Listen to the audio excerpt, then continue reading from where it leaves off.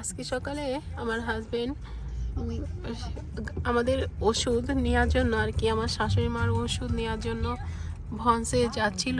তো ওখান থেকে গাড়ি থেকে যখন আসে তখন সেই সময় অন্য একটা মহিলা সে ভুলবশত হিট করে বসে আমাদের গাড়িতে। ভীষণই খারাপ অবস্থা।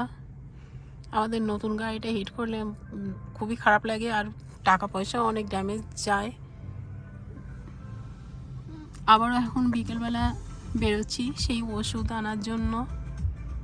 এখন আমি আমার হাজবেন্ডের সাথে আছি। এখানে অ্যাক্সিডেন্টটা হয়েছিল। এই যে দেখো, ওই যে গাড়ি রয়েছে না, ও তো দাঁড়ায় রয়েছে না, আর আমি মনে করো পাশ দিয়ে যাচ্ছি।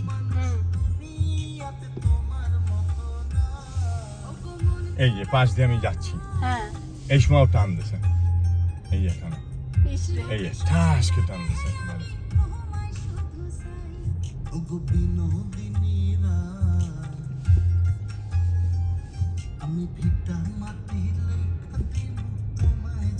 এখন আমরা ভনস, এখানে এটা ফার্মাসি প্লাস স্টোর, বিভিন্ন সব অনেক কিছু পাওয়া যায় এখানে। তো এখান থেকে আমরা ওষুধ নেই। তো সেখানে আসছি, সেই সময় পিক আপ করতে পারিনি, তো এখন পিক আপ করবো।